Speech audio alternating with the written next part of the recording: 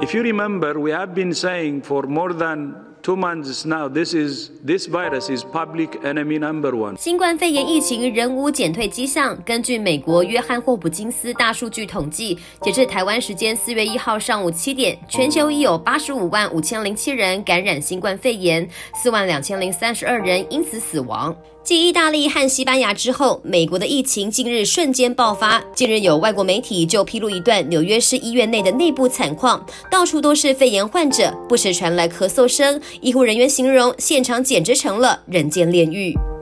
新冠肺炎蔓延全球，近日有乡民在 PTT 上面讨论英国的疫情越来越严重，但他发现英国人抢口罩、抢卫生纸就算了，居然连接骨木莓相关的都被疯抢，不管是药局还是网络商店都大缺货，因此发问为何接骨木莓这么重要，立刻引出专业网友回复。网友回答，因为接骨木莓在欧洲是必备的营养品，流感、生病都一定会使用来增加自身免疫力，而早在古希腊时期，有医学之父之称的希波克拉底就把接骨木誉为万能药香，而其果实因富含高抗氧化能力的花青素而呈现紫黑色，富含维生素 C、维生素 B 群及多种营养，长期被欧美家庭视为健康饮食的重要一环。